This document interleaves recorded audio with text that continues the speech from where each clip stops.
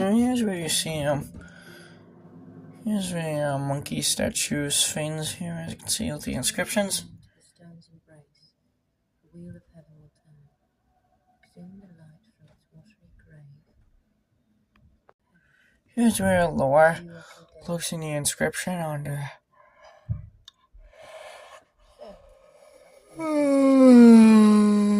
Oh, Christ, man, dude, damn, Jesus, do I have the yawns? Just. Now, the Lovecraft Tomb Raider film franchise, just like the gaming franchise, eventually got rebooted after Cradle of Life didn't really do as well as. Now, of course, I had the sequel, Lovecraft Tomb Raider Cradle of Life, which I make clips of. But then, originally, Lovecraft Tomb Raider was supposed to be like a big franchise. And after Lovecraft Tomb Raider Cradle of Life, originally there was actually plans. Now, prior to that film coming out, at least there were plans to develop a third film.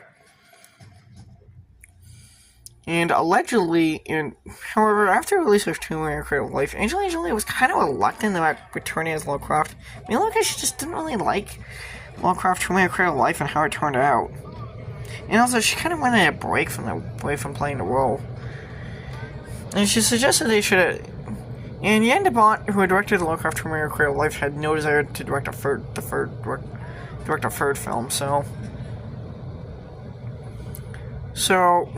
had a third film made, the film would have probably been made by yet another director. Now, what a third film was going to be about is not known. Nothing was ever about. Now, apparently, I think one of the writers Brent Beef. I think Lawrence Gordon, I think he said, the producer, I think he's in an interview before Lovecraft Tomb Raider, I think he told some gaming magazine, that a third film would happen possibly around 2005 or 2006, but that never happened, but that never was, so. Now, after the third film got stuck in development hell with, Angelina Jolie was kind of on and off about playing Lovecraft again. Eventually by the late 2000s, Paramount was running out of time with their contract for the rights.